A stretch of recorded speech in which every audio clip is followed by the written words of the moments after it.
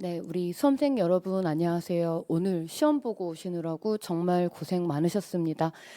그리고 이제까지 또 해설 이렇게 또 함께 하시느라고 늦은 시간까지 정말 또 많이 고생들 많으세요.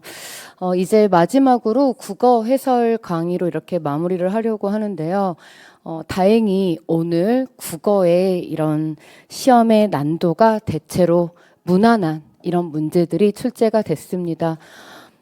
독해의 길이가요, 비교적 짧고 난도도 이렇게 어렵지 않았어요. 그리고 각 유형의 문제들이 고르게 출제가 되었습니다. 이제 화법, 그리고 작문, 4개 문항이 이렇게 출제가 되었고, 그리고 우리가 열심히 연습을 했던 배열 문제 난도가 높지 않았어요. 그래서 시간이 비교적 이렇게 많이 이렇게 소모되지는 않았을 것 같고요. 그 다음에 주제 찾는 문제, 논지 전개 방식, 그리고 빈칸 추론의 문제가 2문항 이렇게 나왔는데, 하나는 언어 지문형, 그래서 감탄사에 관련된 문법 내용이었고요. 그리고 고전 소설 춘향전을 가지고 이렇게 또 빈칸 추론의 문제를 비문학처럼 출제를 했습니다. 지금 이렇게 빈칸 추론의 문제는 25년형으로 9급이 또 굉장히 추구하는 그런 모양이거든요. 그래서 실제 우리 7급 수험생 여러분들도 출제 기조 전환에 이런 9급의 그런 내용들을 좀 반영을 해가지고 예시 문항들도 같이 풀면서 이런 문제들을 같이 얘기를 했었기 때문에 우리가 이렇게 좀 예상한 그런 모양이 이렇게 나왔다. 그리고 연습을 해본 이런 문제들이 나왔다라고 하는 것이 시간 단축에 더 많이 도움이 되지 않으셨을까라고 생각이 되고요. 지금 필자의 의도라고 하는 주제하고 좀 약간 결이 다른 이런 문제가 하나 출제가 됐고요. 그리고 내용 추론 문제 이렇게 해서 전체적으로 이렇게 비문학 독해형으로 6개 그리고 이제 7개 그리고 이렇게 또 화법하고 작문까지 더해져 가지고 지금 화법 같은 경우는 완전히 비문학 독해형이고요. 이제 작문은 이런 고쳐쓰기 이런 문제들. 근데 고쳐쓰기 문제이기는 하지만 결국은 맥락을 가지고 이렇게 보셔야 되기 때문에 전체적으로 우리 독해 이런 문제들이 문맥 이해해서 푸는 독해형의 문제들이 11문제 정도가 출제가 됐다라고 이렇게 보시면 되겠습니다. 그러니까 반 가까이 이렇게 비문학에 관련된 문제들이 출제가 됐고, 다음으로는 이렇게 고전과 현대의 문학 작품들이 모두 평이한 이런 작품들이 출제가 됐습니다.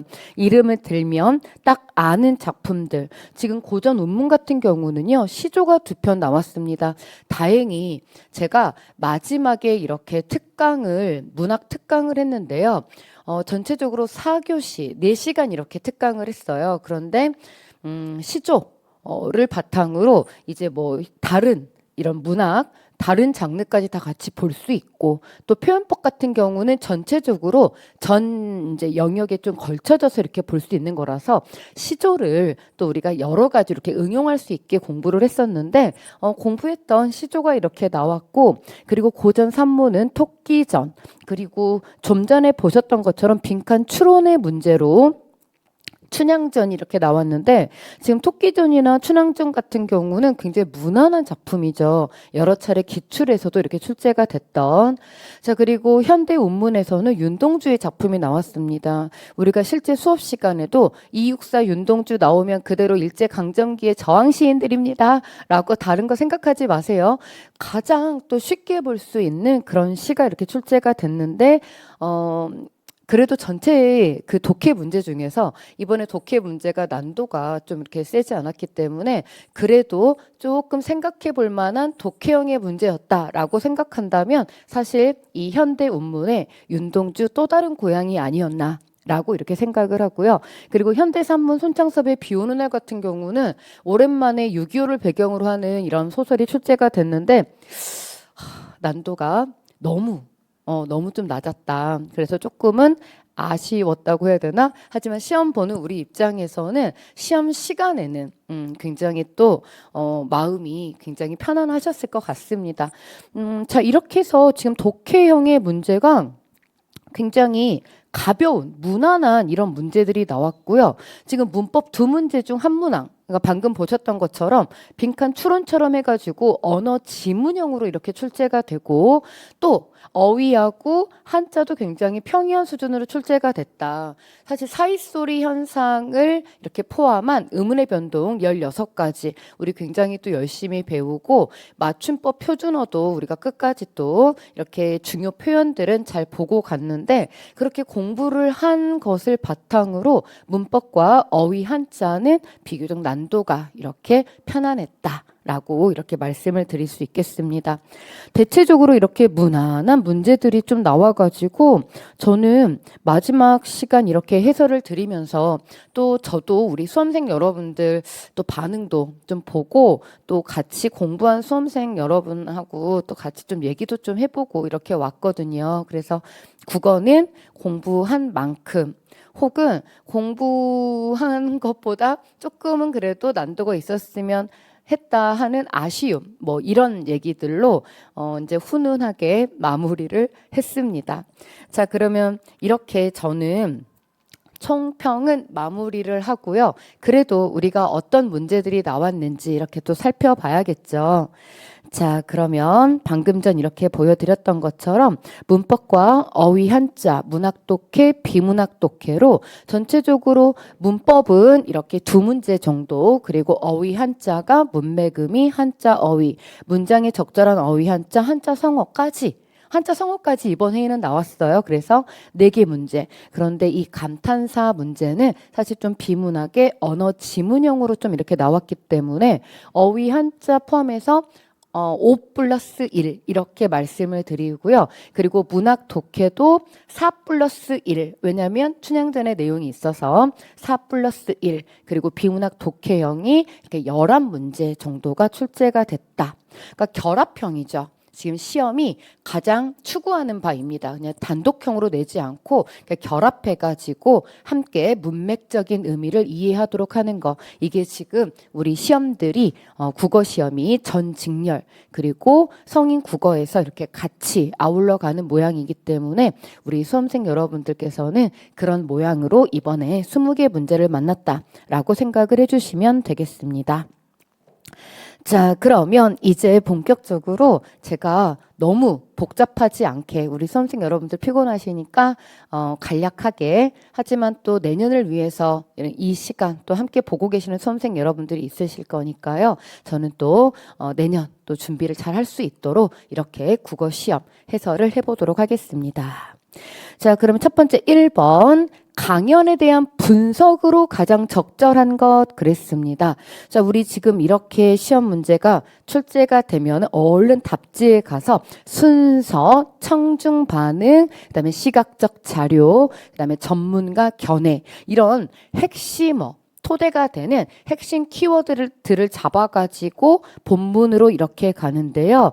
와, 여기에 사람의 이름이 이렇게 딱 출제가 되고 있죠. 우리가 첫 번째, 사회적으로 성공하는 사람들은 IQ도 높을까요? 라고 해서 마지막 이쪽 부분에 가서 첫 번째 부분이죠. 여기 이제 마지막 부분에 가가지고 우리 이렇게 인지심리학자 골먼에 따르면이라고 해가지고 4번의 답지를 어렵지 않게 이렇게 잘 찾아볼 수 있습니다.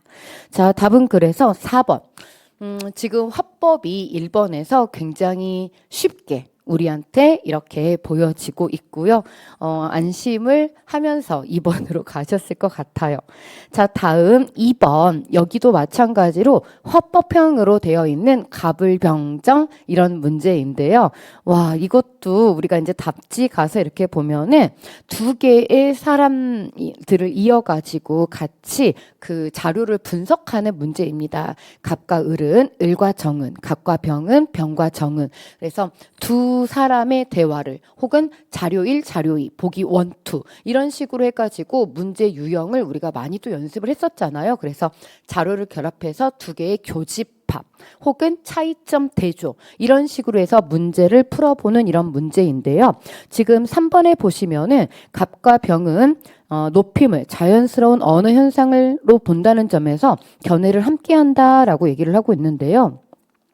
지금 각 같은 경우는 이러한 과도한 표현을 사물 높임이라고 하는데 이건 이런 표현을 쓰는 게 잘못인 걸 모르기 때문에 그러는 거야. 그런데 병 같은 경우는 난 이걸 고찰 대상에 생각하지 않아. 언중 이렇게 많이 사용한다면 나는 그 표현을 표준으로 인정해야 한다고 생각해. 둘은 의견을 달리하고 있죠. 네, 지금 2번도 굉장히 무난한 좀 꼬꼬마 수준의 죄송해요. 꼬꼬마 수준의 문제가 나왔다. 자, 다음 3번 문맥적 의미를 묻는 문제의 유형인데요. 사실 이 문제의 유형도 우리 선생 여러분들하고 제가 뭐 라이브 시간을 통해서도 그렇고 굉장히 많이 강조했던 문제의 유형인데 좀 평이한 그런 모양으로 좀 출제가 됐습니다. 문맥적 의미가 가장 가까운 것. 좋은 이웃을 만나 많은 도움을 받았다라고 얘기를 하고 있는데요. 지금 우리가 이렇게 만나다라고 하는 표현에 대해서 우리 표준국어 대사전의 예문들을 또 그대로 이렇게 우리 시험에서 데려왔더라고요. 지금 보시면은 1번 선지에 해당하는 곳, 선이나 길, 강 따위가 서로 마주닿다. 그 다음 또 3번 우리 3번 답지에 해당하는 거는 과일이 제철을 만나다라고 하는 것. 자, 그리고 보기와 우리 2번 답지가 지금 답이죠. 인연으로 어떤 관계를 맺다. 까다로운 상사를 만나다라고 하는 이러한 이제 예문을 함께 하고 있는 표준국어 대사전의 내용입니다. 자, 그리고 4번 답지에 있는 거는 풍랑을 만나다라고 해가지고 이것도 우리 답지하고 그대로 일치하고 있죠. 어디를 가는 도중에 비나 눈, 바람 따위를 맞다. 자, 그래서 하나의 이런 표현 아래 그 내용이 뚜루루 나오는 것을 우리가 다의적인 관계이다라고 이렇게 얘기를 하는데요. 첫 번째 1번 답지에 있는 난류와 한류가 만나는 곳. 사실 이제 이러한 내용이 우리가 중심적 의미죠. 중심적 의미로 이렇게 나오는 거고 우리 수험생 여러분들께서는 지금 이 문제 3번 문제도 어렵지 않게 잘 푸셨을 거다라고 생각을 합니다. 왜냐하면은 상황이 비슷해. 사람 이웃을 만나 상사를 만나 도움을 받고 뭐 이렇게 관계성이죠. 이런 관계성. 그래서 3번의 문맥적 의미도 잘 찾아주셨을 것이다. 자, 혹시 지금 이렇게 또 함께 하고 계시는 분들 또 질문 있으시면 올려봐 주시고요. 같이 호흡하면서 혹시 또 너무 쉬웠다 불만하고 싶으시면 그것도 이제 토로해 주셔도 될 것 같아요. 자, 저는 3번까지 굉장히 무난한 것 같습니다. 자, 그 다음 4번 말씀드렸던 것처럼 우리 수험생 여러분들께서 가장 어려워하는 문제 유형 중에 하나가 배열 문제인데 제가 늘 수업 시간에도 이 배열 문제가 쉽게 나오면 그게 또 좀 시간이 좀 조금 걸리고 배열 문제가 좀 어렵게 독하게 나오면은 아무래도 시간이 좀 걸립니다. 그래서 수험생 여러분들께서 이제 어려워하니까 이렇게 말씀드렸는데 올해는 배열 문제가 그렇게 많이 까다롭진 않았습니다. 되게 우리가 이제 답지에 가가지고 가로 시작할래 나로 시작할래 되게 2개 정도에서 가는데 이번에는 3개의 선지가 좀 이렇게 있죠. 그런데 비교적 그렇게 막 어렵지는 않았습니다. 자, 우리 어디에서부터 이제 들어가야 되죠? 이 글에서는 우리 나를 딱 보면은 도대체 어떻게 이렇게 짧은 기간 동안에 아이들이 복잡한 언어 체계를 배우느냐. 우리 대부분 이렇게 문제 제기를 하면서 첫 단락이 시작되죠. 그래서 나단락 잡기가 굉장히 수월하셨을 겁니다. 게다가 그런데, 그러나 이런 것들에서 본격적으로 내가 글 속에서 말하려고 하는 말을 이렇게 얘기를 하잖아요. 그래서 나의 답지를 첫 번째 답지로 잡는 것은 어렵지 않으셨을 거고 자, 그러면 어떻게 이렇게 복잡한 언어 체계를 배울 수 있냐? 가에 보니까 언어 습득에서 자극의 중요성은 충분히 인정되지만 꼬리 물기가 안 됩니다. 자, 다단락에서 물론 언어 능력과 걷는 능력, 꼬리 물기가 안 됩니다. 라단락, 이에 대한 촘스키의 대답은 어때요? 꼬리 물기가 되죠? 그래서 나에서 라로 2번, 3번 답지 모두 나에서 라로 가고요. 라단락의 끝쪽에서 인간이 2발로 걸을 수 있는 능력을 해가지고 어디로 꼬리 물기? 다단락으로 꼬리 물기 해주시면 되겠다. 언어 능력과 걷는 능력이 완전히 같은 성질은 아니다. 네, 무난무난했죠? 네, 그래서 이렇게 해서 답은 3번 체킹해 주시면 되고요. 자, 5번 문제 갑니다. 중심 생각으로 가장 적절한 것 그랬어요. 지금 첫 번째, 두 번째 우리가 단락이 뭐 한 개가 있을 때는 이제 중심 문장 빨리 찾아가지고 뒷받침 문장 그 대개는 접속어를 이렇게 찾아가면서 연결고리, 논지 전개를 이렇게 보는데요. 지금 두 개 단락이 이렇게 있는데 첫 번째 단락에서는 남성 이름의 경우, 두 번째 단락에서는 은는만도요 여성 이름의 경우에도 이렇게 해놓고 연대별로 해서 앞쪽에도 보시면은 그대로 50년대 뭐 80년대, 90년대. 자, 그리고 여기도 마찬가지로 50년대, 그다음에 60년대, 뭐 80년대 해서 시대, 통시적인 이런 이름의 변천사가 보여지죠. 답은 그래서 이름으로 선호하는 글자에는 그 시대마다 그래서 시대성을 얘기하는 답은 3번. 오답 하나 볼까요? 경제 상황 노노. 이름을 통해 태어난 시기 노노. 자, 사회적 차별 현상 이런 얘기 아니었습니다. 그래서 은는만도요로 금방 3번을 잡을 수 있으셨을 것이다. 자, 그다음 6번 개요 작성 가겠습니다. 네, 블랭크 문제인데요. 우리가 이런 유형도 굉장히 많이 연습하고 가지 않았겠습니까? 그래서 이번 시험에서의 관건은 국어 시험. 그러니까 쉬우면 쉬운 대로 우리가 정확하고 또 빠르게 푸는 게 굉장히 중요하잖아요. 그래서 우리 수험생 여러분들께서 전체적으로 우리 전 과목을 풀어내는데 시간을 또 잘 운용하셔야 되기 때문에 그런데 도움이 될 수 있게 쉬우면 쉬운 대로 또 여러분들께서 계획을 잘 지어서 그 시험 시간을 이렇게 운용하셨어야 되죠. 그래서 우리 6번 문제 어떻게 하면 또 정확하고 빠르게 풀 수 있나요? 자, 제목이 이렇게 이제 보죠. 제목이 나오죠. 문제점과 해결 방안 그랬습니다. 근데 블랭크예요. 자, 이렇게 보니까 지금 우리 답지에서 1번 답지 가 단락의 가 부분에 소음공해의 개념과 심각성, 나에서는 원인에 따른 소음공해의 유형을, 그래서 유형을 보니까 가에는 이런 내용, 그 다음에 2번에는 뭐 교통소음, 생활소음, 생활소음, 기타, 그래서 유형 맞고요. 그런데 3번에 다에 보니까 신체에 미치는 영향 그랬는데 신체뿐만 아니라 다른 것들도 함께 얘기를 하죠. 그래서 전체를 아우를 수 있는 내용이 아닙니다. 그래서 지금 3번이 이렇게 틀려 있다. 자, 4번. 그러니까 소음 공해 개선 방안을 개인 차원, 지역 차원, 그러니까 정부 차원 이런 쪽으로 좀 펼쳐서 우리가 좀 넣어 볼 수 있는 것을 객관식 시험이기 때문에 또 근거를 이렇게 잘 찾아가지고 넣어 볼 수 있을 것 같습니다. 자, 이렇게 해서 6번 문제, 개요 작성 문제, 블랭크 문제 이렇게 풀어 보았고요. 자, 7번 문제 갑니다. 와, 이것도 일정 정도는 제가 또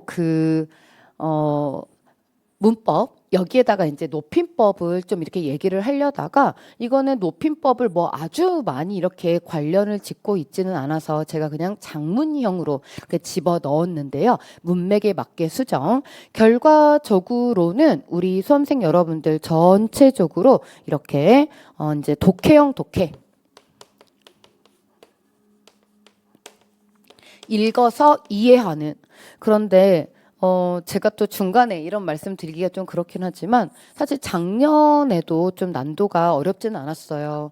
22년에 조금 많이 7급 다 왔고 저는 22년형 문제가 참 좋았는데 이제 작년에도 조금은 난도가 그렇게 세지는 않았고 올해는 더 난도가 조금 떨어졌다. 이 부분에 대해서 혹시 제가 수험생 여러분들이 또 시험장에서는 그렇게 느끼지 않았을 수도 있으니까 또 같이 막 얘기를 해봤죠. 얼른 그랬더니 맞다. 굉장히 국어는 이렇게 평이했다라고 말씀들을 하셔서 내년에는 또 이게 기준이 되어서 너무나 쉽게 이렇게만 준비를 하시면 절대 안 됩니다. 지금 이것도 높임법 얘기를 하고 있기는 하지만 전체적으로 저는 독해형 독해이다. 그리고 장문이 결합된 고쳐쓰기인데 여러분 그 방안으로 적절한 것 그랬어요. 자, 지금 보시면은 안쪽에 우리 이제 지문만 조금 길었지 이 답지에 기역, 니은, 디귿, 리을에서 찾아가는 것은 크게 어렵지는 않았습니다. 여러분 그래서 여기에 그렇게만 틀리지 않으셨으면 문맥에 맞게 수정하는 방안으로 적절하지 않은 것은 이렇게 고치면 안 됐죠. 적절한 것 찾는 거예요. 그래서 첫 번째 기역, 니은, 디귿은 이렇게 고치지 않고 그대로 주는 것이 더 맞는 표현이죠. 그리고 4번이 이렇게 맞는 표현이다. 이것도요. 우리 너무 쉽게 어렵지 않게 볼 수 있어요. 제가 이제는 그런 말씀 드리지 않겠습니다. 뭐 너무 어쉬웠어요. 이런 말은 이제 하지 않고 갈게요. 자, 그러나 우리말에서 나이, 직위 등과 같은 권세 영향력이 유대의 영향력보다 작다는 점이 서구어와 다르다. 우리나라에서는 아무리 가까운 사이라도 상급자에게 반말을 허용하지 않는 것이다 라고 해서 권세의 영향력이 유대 영향력보다 크다는 점이 서구어와 다르다. 이렇게 고치는 게 맞죠. 그래서 4번만 맞는 답지. 자, 어때요? 독해형 독해죠? 읽어서 문맥에 맞게 이렇게 이해해서 푸는. 자, 얼른 8번 문제 가보겠습니다. 한자 표기로 옳지 않은 것 그랬습니다.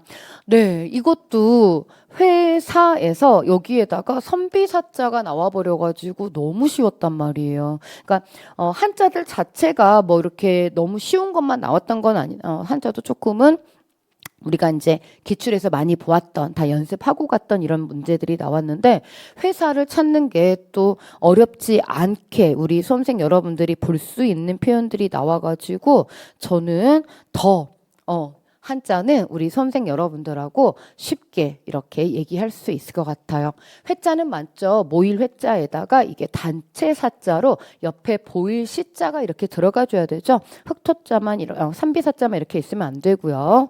해서 답은 이제 흑토 옆에 보일 시가 이렇게 들어가 있는 이 글자를 찾아 주셔야 되고요. 우리 수험생 여러분들 여기 이렇게 게다가 선비사자가 나와 있어 버리는 이런 거는 거의 쾌재를 부르셨을 것 같아요. 그쵸? 이 문제가 어려웠다 그러면은 와 이거는 말도 안 되죠. 그쵸? 그래서 한자도 이렇게 무난한 자 상호 서로 상자에 그다음에 대화 대할 때자에 그다음에 이제 교류 뭐 사길교의 흐를 유자로 뭐 어렵지 않게 다 한자들을 이렇게 볼 수 있는 문제로 출제가 됐습니다. 자, 다음 9번입니다. 네, 말씀드렸던 것처럼 독해형 독해식의 현대 문학은 지금 거의 그렇게 나오고 있었으니까 근데 표현 방식에 대한 설명으로 가장 적절한 거 그랬는데 물론 이제 표현 방식 자체도 이렇게 틀린 걸로 찾아야 되지만 이것들이 그대로 또 그 문맥적인 의미 자체도 틀려 있어요. 그래서 좀 그나마 가장 어려웠던 그런 문제가 아니었을까라고 이렇게 생각하는데요. 이 중에서 가장 적절한 것 그랬습니다. 고향에 돌아온 날 밤에 내 백골이 따라와서 한 방에 누웠다. 자, 이때 이 백골이라고 하는 거는 나의 분신이죠. 그런데 우리 1번 답지 이렇게 보시면은 의인법을 통해서 세계와 자아의 갈등이라 그랬는데요. 백골 자체가 나의 분신이기 때문에 나와 나의 분열이죠. 나와 나의 분열이다라고 이렇게 보셔야 되고요. 자, 어두운 방은 우주로 통하고 하늘에선가 소리처럼 바람이 불어온다라고 얘기를 했는데요. 이 바람이라고 하는 것은 무엇을 또 얘기합니까?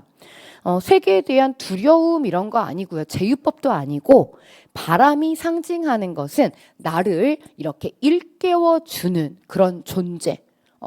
나를 일깨워주는 존재. 자, 다시 한번 볼게요.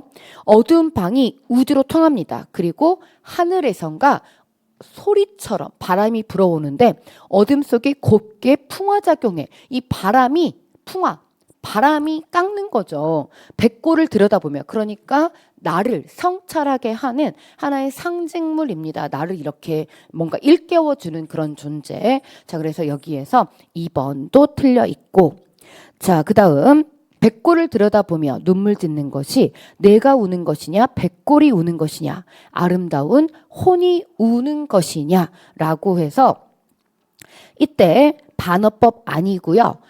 아름다운 백골 같은 경우는 내가 추구하는 것이 맞습니다. 자, 그리고 답은 이렇게 4번. 지조 높은 개는 밤을 새워 어둠을 짓는다. 어둠을 짓는 개는 나를 쫓는 것일 게다. 가자 가자 쫓기우는 사람처럼 가자. 백골 몰래 아름다운 또 다른 고향에 가자 라고 해서 청유법도 맞고, 그리고 이상적 세계에 대한 동경, 내가 찾아가야 하는 곳, 내가 이렇게 가야 하는 곳, 이렇게 해서 청유법을 통해 이상적 세계에 대한 동경을 표현하는 것은 4번이 맞겠습니다. 자, 이렇게 해서 저는 9번 문제 가장 또 그나마 까다로운 문제 중에 하나였다라고 이렇게 말씀드리고요. 윤동주의 시이기 때문에 우리 수험생 여러분들께서 그대로 일제 강점하에 그런 저항시로 이 시를 이렇게 연결해서 보시면은 또 시험 시간에 이 시에 대한 해석이 아주 까다롭지만은 않으셨을 것이다라고 이렇게 생각을 하고요. 자, 아름다운 혼이 우는 것이냐, 내가 우는 것이냐, 백골이 우는 것이냐, 아름다운 혼은 우는 것이냐, 앞뒤 전후 문맥 속에서 내가 속에 생각하는 것과 반대로 얘기하는 이런 반어법은 아니다. 자, 다음 10번. 다음 글에 대한 이해로 적절한 것. 자, 순창섭의 비 오는 날 그랬습니다. 보시면 그들의 어두운 방과 쓰러져 가는 목조 건물이 비의 장막 저편에 우울하게 떠오르는, 그러니까 전체적으로 비 오는 날, 이 비가 하강적인 이미지와 함께 6.25의 그런 분위기를, 6.25 이제 전쟁의 분위기를 너무나 잘 이제 드러내주고 있죠. 자, 우리 답지 한번 갑니다. 비는 원구에게 동남매에 대한 생각을 떠올리게 하는 소재이다. 자, 1번에서 답이 그냥 손을 흔들어요. 빗소리를 들을 때마다 원구에게는 을의 동욱과 그의 여동생 동옥이가 생각나는 것이었다. 이렇게 정확하게 세 번째 줄, 네 번째 줄에서 얘기를 하고 있는데 우리가 어떻게 답을 못 고르겠어요. 게다가 손창섭의 비 오는 날 같은 경우는 우리가 이제 시대사별로 이렇게 또 문학을 얘기를 할 때 6.25 얘기, 이런 전후 소설에 관련된 얘기를 할 때는 언급하고 갈 수밖에 없는 중요 작품이고 하기 때문에, 자, 이렇게 해서 어렵지 않게 문제 잘 푸셨을 거라고 생각을 하고요. 2번이나 3번이나 4번은 예를 들어서 우리가 항상 이런 산문문학 같은 경우는 잘려진 부분을 바탕으로 생각을 해야 되잖아요. 그런데 잘려진 부분 내에서는 생각할 수 없는 그런 내용입니다. 게다가 맞지 않고요. 내용 자체도 우리가 이 소설에 대해서 조금만 알아도 이 내용이 맞지 않음을 알 수 있어요. 예를 들어 이제 3번 같은 경우 맑은 날의 원군은 동남매를 생각하지 않는다. 이거는 우리가 이제 상상이 돼버리죠. 우선 추론이 아니라 그리고 2번하고 4번은 우리가 이제 확인할 수 없는, 우선 잘려진 부분에서는 확인할 수 없는 내용이다. 자, 다음 11번. 이제 고전에 시조 두 편이 나와 있는데요. 두 편의 시조입니다. 가에서는 김종서 장군님, 그다음에 나에서는 이순신 장군님, 두 장군님의 시조가 나왔는데 이제 둘 다 굉장히 호기로워요. 그런데 문제에서 뭐라 그랬냐면은 가와 나의 종장에 나타나는 마지막 초장, 중장, 종장 문제를 잘 읽어야 돼요. 종장에 나타나는 화자의 감정 그랬거든요. sak풍, 북풍은 나무 끝에 불고 밝은 달이 눈 속에 차가운데 만리 변성에 일장검, 커다란 이런 칼을 짚고 서서 긴 휘파람, 큰 한 소리에 거칠 것이 없구나 라고 얘기를 합니다. 바로 이것이 호방함이죠. 바로 이것이 호방함이다. 여러분, 호방함은요, 거리낄 게 없는 거예요. 사나이 대장부에 거리낄 게 없는 마음. 자, 한산섬 달 밝은 밤에 수루에 혼자 앉아서 큰 칼을 옆에 차고 깊은 시름할 적에 어디에서 일성호가, 호가가 한 소리 들리죠. 남의 애간장을 끊는가. 애간장이 타는 거야. 그러니까 이거는 같은 장군님의 노래지만 마지막 종장에서는 좀 다릅니다. 여기에서는 우리가 애달픔을 느낄 수 있죠. 여러분, 애달프다라고 하는 게 뭐예요? 슬프고 안타깝다, 이런 내용이죠. 그래서 호방하다, 애달프다, 이 그 어휘들이 아주 어려운 어휘들은 아닌데 잠깐 또 시험에서는 우리가 이 부분을 좀 고민을 할 수는 있겠어요. 그래서 답은 2번으로 마지막 종장에서 이렇게 잘 찾아주셨으면 되는데 고민은 조금 하셨을 수는 있겠다.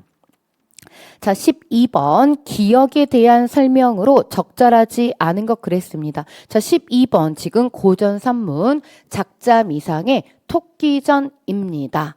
자, 이렇게 해서 우리 지금 제가 이거를 다시 우리 원문으로 한번 좀 가볼게요. 12번의 문제. 이제 고전 소설인데 그래도 다른 이제 지문들보다는 그래도 조금 길게 출제가 됐습니다. 자, 밑줄 그은 이런 부분에 대해서 문맥적인 의미를 묻거나 소재의 기능을 묻거나 이런 것들인데, 이제 그 부분을 한번 좀 보겠습니다. 자, 우리 건너 마을 이동지가 사냥하노라고 나를 몹시 놀래기로 그 원수 갚을 생각을 하고 있던 터에 금년 정이월에 그 집 맛배 병아리 40여 수를 둘만 남기고 다 잡아오고 제일 긴한 것은 용궁에 있던 의사 주머니가 4개 있으니 이 주머니는 생후에 듣도 보도 못한 물건이나 가지기만 하면 전후 조화가 다 있지만, 와, 문장 하나가 진짜 길어요. 4개는 다 부당한 물건이니 나와 같이 갑시다. 같이 어서 갑시다. 라고 이렇게 얘기를 하고 있습니다. 자, 아래쪽 답지에서 그러니까 이 소재의 역할을 묻고 있는 거죠. 이 의사 주머니. 배고픈 독수리를 속이기 위한 소재이다. 독수리의 관심을 돌리는 계기다. 토끼가 깨를 발휘해서 독수리에게 벗어났음을 의미하는 소재이다. 토끼가 자신보다 힘이 센 독수리에게 붙잡혀서 열쇠에 놓인 상황에서 제시된 소재이다. 라고 이렇게 얘기를 하고 있는데요. 자, 적절하지 않은 것 그랬습니다. 지금 이 의사 주머니를 통해서 독수리에게 지금 벗어났나요?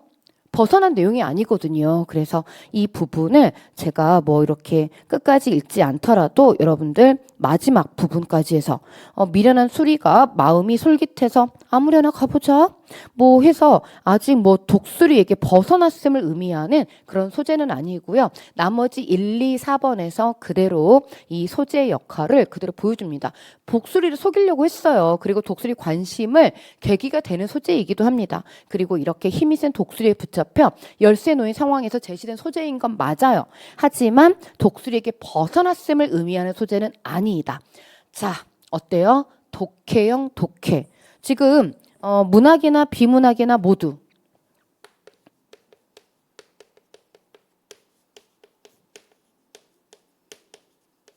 이렇게 읽어서 이해하는 독해형의 이번에는 이렇게 이론을 많이 요하는 그런 문제들이 거의 안 보입니다. 거의 안 보여요. 네, 잘 풀어주셨으면 좋겠고요. 그러니까 시간이 조금 뭐 여러분들께서 읽다가 시간 때문에 좀 흘깃 이렇게 읽지만 않으셨으면 무난하게 이렇게 독해형 독해로 잘 풀어내셨을 것 같습니다. 자, 13번입니다. 밑줄 친 말이 문맥상 적절하지 않은 것. 와, 이거 우리 하나도 연습하고 가지 않은 그런 어휘가 하나도 없죠. 산재, 어차피, 일체, 부양 이렇게 있는데요. 이거 기출로도 우리가 그대로 풀었던 문제다. 과열된 경기. 여러분, 경기가 과열되면 게다가 이거 비문학의 경제 지문으로도 우리가 이제 많이 얘기했던 부분인데요. 경기가 이미 뜨거운데 그거를 더 부양시키자고요? 여러분, 이 부양이라고 하는 것의 뜻이 뭡니까? 가라앉은 것이 떠오르는 거. 그러니까 또 가라앉은 것을 떠오르게 하는 거. 이런 것을 우리가 부양, 뜰 부자에 이렇게 부양이라고 얘기를 하는데요. 날릴 양자. 자, 여기에는 문맥상으로 뭐가 맞겠어요? 억제라고 하는 표현이 맞겠죠. 정도나 한도를 넘어서 이렇게 나아가려는 것을 억눌려서 그치게 한다라고 하는 이 내용. 그러니까 너무 경기가 뜨거우니까 이걸 좀 눌러줘야겠죠. 자, 산재되어 있다, 흩어 있다. 어차피 그 문제는 해결되기 힘들어. 일체. 특히 이제 우리 뭐 일체하고 일절이 있는데, 이제 일체 같은 경우는 명사도 되고 부사도 되죠. 그 다음에 일절 같은 경우는 부사만 되는데, 뒤에 이렇게 조사가 이렇게 와가지고, 여기에는 일체라고 하는 명사가 와야 되는 것이 맞습니다. 해서, 이제 뭐 답지에서 만약에 이게 없었다면 이걸 좀 고민을 했을 텐데 뭐 답지 4번이 그대로 다 좀 빨리 답으로 골라줘요 라고 좀 이렇게 손을 흔듭니다. 그래서 우리가 또 연습을 많이 했던 그런 어휘들이 이렇게 또 출제가 됐고 문맥으로 보기에도 그렇게 많이 까다로운 문제는 아니어서 우리 수험생 여러분들께서 또 4번 잘 푸셨을 것 같습니다. 자, 다음 14번. 네, 이 문제가 바로 문법이자 또 비문학처럼 출제를 한 언어 지문형의 문제가 되겠습니다. 근데 사실 제가 문법 시간에 가장 강조하는 그 문법의 내용은 구품사입니다. 그래서 항상 우리 수험생 여러분들하고 구품사 완전 정복을 이렇게 하고 시험 문제를 보러 가는데요. 이번 특강에서도 이제 어휘를 바탕으로 해가지고 구품사 완전 정복의 내용들을 얘기를 했어요. 자, 그 중에서 이제 구품사 중에 사실 시험에 나오면 가장 까다로운 품사 중에 하나가 이 감탄사인데요. 만약에 이렇게 좀 내용을 언어 지문형, 비문학처럼 다 주지 않았다면 조금은 그래도 헷갈렸을 수 있겠어. 그러니까 예를 들어 이제 이 14번 같은 경우를 예전에 좀 지엽적인 그런 문제 유형으로 내용 좀 정보 없이 아래쪽 이런 이것만으로 분류를 하라. 그러면 조금 어려웠을 텐데 여기서 내용을 이렇게 다 줘버려. 감탄사 종류에는 감정 감탄사, 의지 감탄사, 간투 감탄사가 있다라고 해서 감정 감탄사는 그다음에 뭐 의지 감탄사는 그다음에 간투 감탄사는 해가지고 다 이렇게 얘기를 해버리기 때문에 우리 수험생 여러분들께서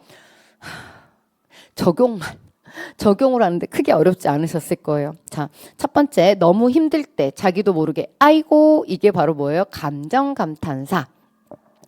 자, 그다음 시끄럽게 떠드는 아이에게 쉿 하고 이렇게 두 번째죠. 우리 이제 내기하는 의지 쉿. 그다음 세 번째 오마 거시기 뭐 이런 식으로 얘기를 하는 거 이런 이제 뭐 말하기 준비, 대화에 참여하고 있음 표현하는 거. 그래서 간투 감탄사의 해서 답은 2번 이렇게 찾아주시면 되는. 그래서 문법의 언어 지문형인데 까다롭지 않게 출제가 되었다. 네, 빠른 속도로 15번 가도록 하겠습니다. 15번.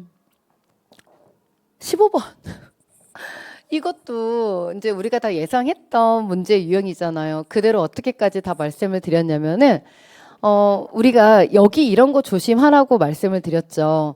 그러니까 아니나 다를까 이번에도 어떻게 나왔어요? 우리가 이제 연습했던 것처럼 답지에 우리 이제 댄립 같은 경우는 1번에 3번 항목이죠. 1번에 3번 순 우리말이란 말이에요. 여러분 대나무의 한자는 대죽자잖아. 대나무 죽자. 그래서 예시가 그렇게 어려운 예시는 또 아니었다라고 하는 거거든요.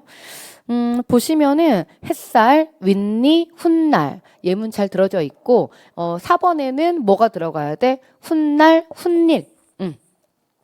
훗일 정도가 들어가 주면 되겠다. 이렇게 되면 이 시옷은 우리 맞춤법 할 때 굉장히 중요하게 진짜 많이 공부를 했었는데 비교적 난도는 그렇게 어렵지 않았고요. 지금 예문들도 여러분들이 보시면 까다롭지 않으시죠? 그렇죠? 왜냐하면 방금 말씀드린 것처럼 댄립 같은 경우에 대가 대나무 죽자 금방 연결이 좀 되잖아요. 그래서 뭐 그 4번에 들어갈 수 있는 예문으로 본다면 훗일 정도 뒤훗자 여기 이제 한자에다가 일이라고 하는 고유어 이렇게 결합을 해가지고 이제 훗일 정도가 니은의 참가로 이렇게 볼 수 있겠다라고 하는 거고요. 이제 사이소리 현상이 시험에 나온 것까지는 좋은데 네, 이것도 무난하게 잘 푸셨길 바랍니다. 자, 그 다음에 16번 네, 오랜만에 나온 한자 성어의 문제예요. 빈칸에 들어갈 한자 성어로 적절한 거 그랬습니다.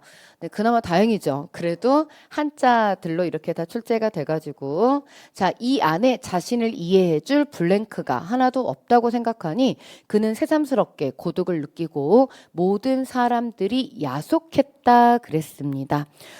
제가 여기도 뭐 크게 어려운 것은 아니지만 한자의 뜻은 좀 이렇게 부려가지고 왔습니다. 자, 관표지교, 표가 아니라 관포입니다. 관중과 포수가 그래서 우정을 나타내는 이런 말이고요. 과유불급 정도를 지나침은 미치지 못함과 같다. 중용이 중요하다. 자, 그리고 세 번째 고장난명 그럽니다. 외손뼉만으로는 소리가 울리지 않는다. 혼자의 힘만으로는 어떤 일을 이루기 어렵다. 맞서는 사람이 없으면 싸움이 일어나지 않는다. 자, 괄목상대 눈을 비비고 상대편을 본다. 남의 학식이나 재주가 놀랄 만큼 부쩍 늘어난 거 해서 비교적 또 무난한 그런 한자 성어들이 출제가 되었습니다. 자, 16번의 답은 1번. 그러니까 나를 알아주는 우정 이런 말이 그나마 여기에 블랭크에 가장 어울리는 표현이었다. 자, 그 다음에 17번 논지 전개 방식 나왔습니다. 네, 이 문제도 네 번째 줄에 기술은 과학보다는 해서 특히 제가 은는만도요 보조사 이거 진짜 잘 봐주셔라 라고 말씀드렸잖아요. 오늘만 해도 지금 이 은는만도요로 뚫리는 문제들이 대부분이잖아요. 지금 보시면 여기도 과학에는 기술은 과학보다는 해가지고 차이점을 이렇게 얘기를 하고 있거든요. 나머지 것들은 여러분들이 어렵지 않게 찾지 못합니다. 어렵지 않게. 자, 뭐 비슷한 것에 빗대어 개념을 제시하는 유추 같은 거 나와 있지 않고요. 답은 2번. 그림 그리듯이 묘사도 없고 뭐 어떤 말이나 사물의 뜻을 명백히 밝혀서 뭐 이런 정의하고 있고 이런 것도 아닙니다. 답은 2번. 대조 이렇게 찾아주시면 되겠고요. 네, 뭐 지문의 내용 자체도 이렇게 어렵지 않게 기술하고 과학 차이점 잘 들어서 보여주고 있습니다. 자, 다음 18번. 이제 다음 글에 빈칸에 들어갈 결론 그랬는데요. 이걸 제가 이제 지금 이건 계속해서 9급의 출제 기조 전환된 유형의 또 다른 유형, 그 평론처럼 그 문학이 이제 9급에서는 없어졌거든요. 그래서 이렇게 비문학처럼 나오는데 우리가 이번 9급의 문제 모양을 그렇게 언어 지문도 있고 또 평론식의 이런 문제들이 있어가지고 우리 선생 여러분들께서는 주제는 문법인데 주제는 또 고전 산문인데 비문학처럼 이렇게 풀어야 되는 하지만 또 평이한 이런 수준으로 잘 푸셨을 문제가 이렇게 2개 문제나 있습니다. 그래서 빈칸 한번 가볼게요. 자, 조선시대에는 성리학의 윤리 이념을 굳게 고수했기 때문에 사사로운 남녀 간의 애정보다는 가문이나 국가의 질서를 수호하는 이야기가 더 우선시 되었다. 그래서 이런 분위기 속에서 애정소설은 한문소설인 금오신화에서 시작되어 17세기를 거치며 꾸준히 발전해 왔지만 폭발적인 성장을 하지는 못했다. 이런 소설의 흐름, 소설사의 흐름을 바꾸어 놓은 게 춘향전이다. 여러분, 항상 변화가 되는 부분에 핵심이 있다 그랬죠. 사대부와 기생 집안의 여성이 사랑을 하고요. 그리고 그 여성이 사대부의 정실 부인이 됩니다. 요즘 현대판 드라마에도 굉장히 이런 소재가 많이 나오는데, 자, 이런 이야기는 아무리 소설이라고 해도 당대에 여전히 여러분 있을 수 없는 얘기란 말이에요. 자, 이러한 춘향전이 갑자기 생겨난 게 아니래요. 그러면서 어떤 얘기를 해오냐면은 그동안 다른 서사 문학사에서도 이러한 뭔가의 내용이 있다. 자, 뭐 암행어사설화, 연려설화 등 민간에 널리 유포된 설화뿐만 아니라 전대 애정소설도 작품 형성에 영향을 미쳤는데요. 또한 춘향전에는 구운몽, 사시남정기와 같은 소설의 요소도 들어있대요. 자, 이제 마지막 부분 갑니다. 작품 속에서 구운몽에 등장하는 팔선녀 이름이 거론되고 있는가 하면 사시남정기에서 위기에 처한 사정옥이 꿈을 꾸고 황릉묘에서 이비를 만나는 장면이 춘향이 옥중에서 위기를 그대로 재현, 춘향이가 옥에 들어가서 이제 그 수모를 겪고 나니까 일종의 통과 의례식으로 그러니까 이제 뭐가 되는 거야? 정렬부인 이렇게 되는 거잖아요. 자, 그러면 이 내용들을 종합했을 때 종합했을 때 이번에 그런 문제들이 좀 많이 보이죠. 주제 문제, 그다음 우리 개요 작성 문제에서도 전체를 아우를 수 있는 내용 뭐 이런 것들이어야 됐고, 자 그럼 이제 좀 전체적 흐름을 보는 것들이 좀 많이 출제가 되어 있습니다. 자 이와 같이 춘향전은 블랭크 어떤 얘기를 해보고 싶어하는 거예요. 자 서사문학사가 갑자기 나온 게 아니라 이렇게 전통을 이어받는 것.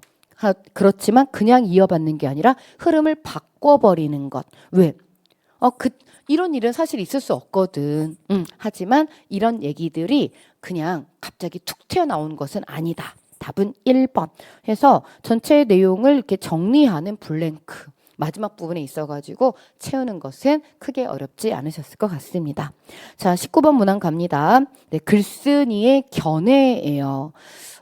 그런데 여러분 저는 이번 시험 문항 중에서 아까 우리 윤동주 문제 있죠. 9번 문항 현대운문 그리고 가장 또 여러분들이 그래도 좀 신경 써서 좀 헷갈리다 답지 한 2개에서 이렇게 헷갈리는 문제 있잖아요. 그런 문제가 19번이 아니었을까라고 그렇게 생각을 합니다. 다음 글에 드러나는 글쓴이의 견해로 적절하지 않은 것 그랬는데요. 자 여기는 이제 농업혁명 얘기를 하고 있습니다. 농업혁명이 두뇌의 힘을 연료로 한 진보의 상징이라는 이야기를 만들어냈다.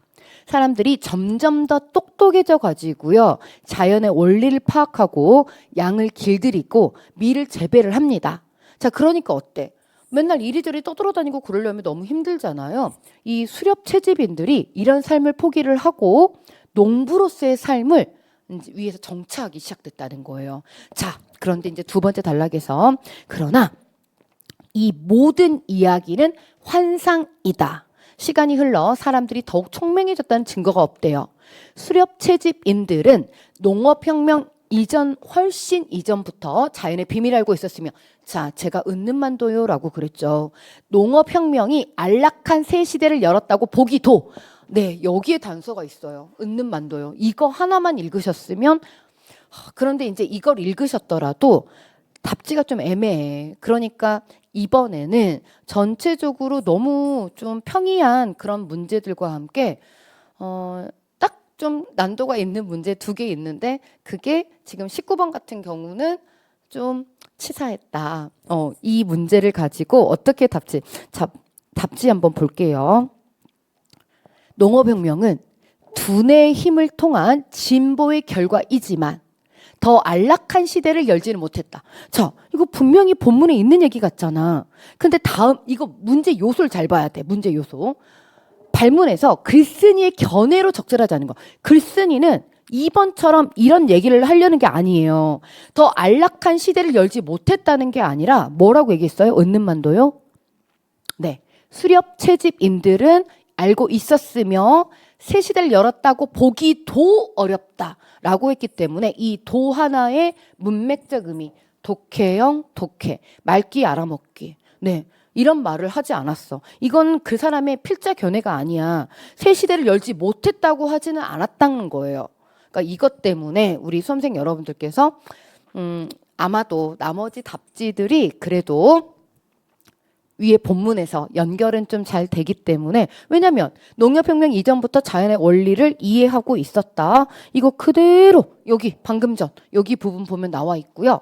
그리고 3번이나 4번 같은 경우도 인류가 자발적인 것은 아니었다. 여기에 그것이 가능해지자 이렇게 정착했다. 자 그리고 4번에 있는 뭐 피지배층의 삶을 더 어렵게 만들었다. 이 부분도 마지막 부분 여기에서 그대로 찾을 수 있어서 조금 더 시간이 그래도 조금 더 걸렸다라고 하는 거랑 여기에 도자의 그 뉘앙스, 어조 이거에서 좀 접근이 안 됐으면 살짝 헷갈려서 이렇게 미스가 났을 수는 있겠다. 그래서 저는 이제 그 현대 운문의 윤동주 시 그리고 이제 가장 까다로웠다라고 한다면 이 문항이 19번 문항이 아니었을까라고 생각을 하는데요. 대부분 또 우리 수험생 여러분들 잘 해내셨을 거라고 생각을 하고요. 라스트 20번 문제 보겠습니다. 추론 문제인데요. 네, 마지막 이 추론 문제도 자존감 그리고 자존심 얘기. 우리 이것도요, 기준에 출제가 됐던. 그러니까 이번에는 또 전체적으로 지문의 소재들이 많이 출제됐던 그런 내용들이 나왔어요. 그쵸? 우리 수험생 여러분들 인정하시죠? 그래서 이 내용도 자존감, 자존심 얘기도 우리가 또 그 기출 연계로 해가지고 같이 보고 가셨던 내용입니다. 그래서 마지막 부분에 뭐 길이도 많이 길지는 않고 또 내용도 이제 우리가 보고 갔던 내용이라서 더 이렇게 안정적으로 풀지 않으셨을까라고 생각을 하고요. 추론 내용으로 적절하지 않은 것 그랬는데 자, 첫 번째, 우리 일의 성과를 높이려면 자존감을 높여주는 것이 좋다. 항상 본문에 있는 내용을 바탕으로 끌어내셔라. 추론. 자존감이 개인과 회사의 성과에 지대한 영향. 1번 답지 맞는 내용. 자, 2번. 자존심이 있는 사람은 자존감을 갖고 행동할 가능성이 높다라고 얘기를 했는데요. 우선 이거는 좀 아래쪽 자존심 얘기. 여기 보시면은 자존심은 한마디로 자존감하고 좀 이렇게 비교대조 해가지고 부정적인 이런 내용들을 좀 제시를 합니다.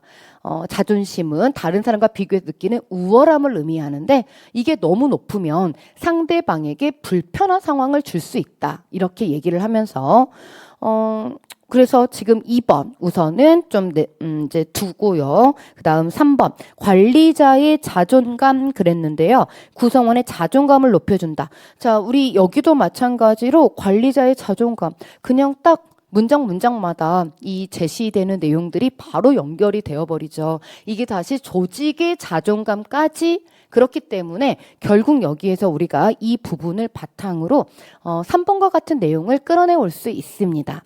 자, 4번에 있는 상대방을 긍정적으로 보는 자세. 여기 마지막 부분이 됩니다. 마지막 부분. 누군가에게 자존감을 높여주기 위해서는 그 사람의 존재 자체만으로 그 자체를 인정하고 그 사람을 사랑하고 존중하는 마음을 가져야 된다. 자존감은 자신을 사랑하고 존중하는 마음이 바탕이 되는 거고 자존감이 높은 사람은 타인에게도 은는 만도요. 타인에게도 사랑과 존중의 마음을 갖게 마련이다. 라고 해서 네. 3번과 4번도 본문을 바탕으로 그대로 연결할 수 있습니다. 그런데 2번은 우리가 뭐 굳이 얘기를 한다면 상상이 될 것이고요. 그리고 두 번째 단락을 바탕으로 해서 이 내용은 좀 본문의 결과도 맞지 않는 내용임을 우리가 이렇게 확인을 해볼 수 있습니다. 자존감이 더 이제 중요한 건데 우리가 자존심 있는 사람이 여기는 이런 구별할 필요가 있다라고 해서 이렇게 제시를 하는데 이 자존심만으로 자존감을 갖고 행동을 한다라고 하는 것은 잘못된 추론이 되겠습니다.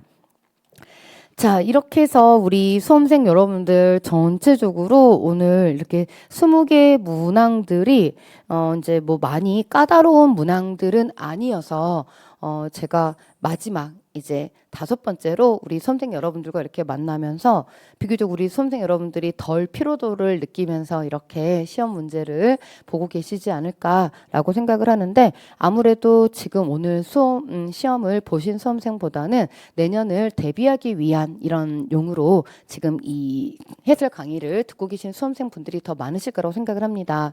자, 올해 경향은 지금 이렇게 제가 짧게 정리를 해드리고요. 그리고 문항 분석도 이렇게 해드렸어요. 말씀드렸던 것처럼 내년을 준비함에 있어서는 달라지는 지금 이제 9급 시험이 출제 기조가 전환됐는데 그것의 논리 문제 파트만 좀 제외하고 나머지 굉장히 유사한 그런 문제의 유형으로 이렇게 같이 이제 발맞춰서 좀 가고 있는 경향. 그런 경향이다라고 하는 것을 기억을 좀 해주시면 되겠고요.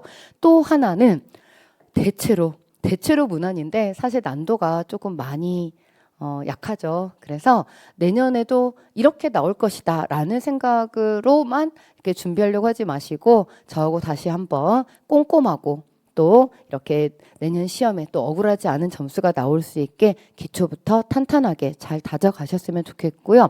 우리 7급은 어휘, 한자, 문학 아직까지 출제에서 벗어나지 않는 우리의 영역입니다. 해서 이런 부분들도 기억을 하시면서 또 저는 수업 시간에 우리 수험생 여러분들과 함께 하겠습니다. 자, 오늘 우리 수험생 여러분들 정말 고생 많으셨고요. 오늘 이렇게 시험 보신 우리 수험생 여러분들께서는 잘 쉬시고 또 네, 또 질문 있으시면 질문 남겨주세요. 자, 수고 많으셨습니다.